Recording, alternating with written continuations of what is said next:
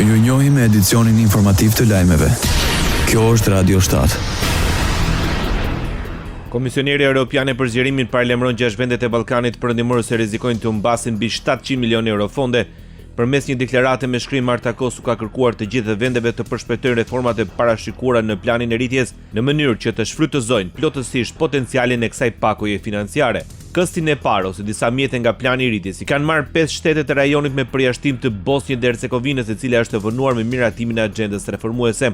Fundi qershorit të këtij viti përbën momentin ku secili vend hyn në ashtu quajturin moment të humbjes së përhershme nëse nuk i përmbush reformat e dakortuara më herët. Sipas burimeve në Bruksel, Kosova rrezikon të humbasë rreth 68.8 milionë euro, Shqipëria 67.7 milionë euro dhe Maqedonia e Veriut rreth 49.2 milionë euro. Ministri për ropën dhe punët e jashtme i Shqipërisë Ferit Hoxha në takimin me komisionerin për zgjerimin e Bashkimit Evropian Marta Kosu në Bruksel diskutoi zbatimin e agjendës së reformave në kuadër të planit të rritjes. Hoxha nënvizoi se harmonizimi i vazhdueshëm me standardet e BE-s, forcimi i sundimit të ligjit dhe një gjyqësori të pavarur dhe profesional, si dhe progresi i qëndrueshëm në të gjithë grup kapitujt negociatave mbeten prioritetet tona të përditshme. Gjatë takimit u theksua dhe rëndësia e një komunikimi të qartë mbi përfitimet dhe mbi përgjegjësitë e zgjerimit me synim rritjen e mbështetjes publike dhe nxitjen e transparencës. Përparimi dhe hapat e ardhshëm në zbatimin e agjendës së reformave ishin në thelb të takimit ndërmjet kryeministrit të Maqedonisë së Veriut Histra Mickovski me ambasadorët e Bashkimit Evropian për të diskutuar mbi përparimin dhe hapat e ardhshëm në zbatimin e agjendës së reformave. Ai ka theksuar se agjenda e reformave nuk është vetëm plan në letër, por po jep rezultate konkrete dhe të matshme. Mickovski tha se në periudhën e kaluar është përshpejtuar zbatimi në të gjitha fushat kryesore. Disa hapa janë realizuar plotësisht, ndërsa të tjerë po avancojnë më shpejt se sa ishte planifikuar. Kryeministri Mickovski konfirmoi se vendi mbetet plotësisht i angazhuar me Bashkimin Evropian, politikisht, ekonomikisht dhe strategjikisht. Radio 7, zëri pozitiv i qytetit.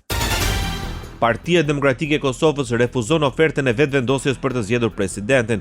Kryetari i Partisë Demokratike Bedri Hamza i cilsoi si jo kushtetuese propozimet e ardhura nga kryeministri i Kosovës. I ofrohet posti i kryetarit të kuvendit me një lloj ndryshimi që vetëvendosjes me i kalue pozita e nën kryetarit të kuvendit, cilën aktualisht e ka Partia Demokratike e Kosovës. Nuk është as kushtetuese, për shkak se kushtetuta edhe rregullorja e punës së kuvendit është e qartë. Kryetari i kuvendit i takon grupit më të madh parlamentar të dalur nga zgjedhjet e fundit. Sipas kreut të PDK-s është e qartë se kryeministri Kurti është duke punuar për të çuar vendin në zgjedhje.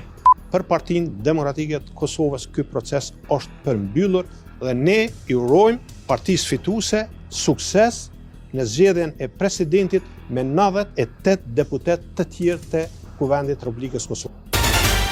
Alianca për Ardhmërinë e Kosovës paralajmëron se vendi po shkon në zgjedhje të parakohshme. Shkak sipas saj është bërë mungesa një agjende të qartë zhvillimore dhe bashkëpunuese. Pas mbledhjes së kryesisë u tha se mungesa një agjende të qartë zhvillimore dhe bashkëpunuese fatkeqësisht po e shtyn vendin drejt zgjedhjeve të jashtëzakonshme.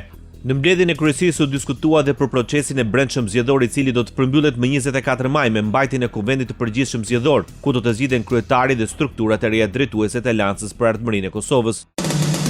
Ndoqët lajmet shkurt në Radio 7, zëri pozitiv i qytetit.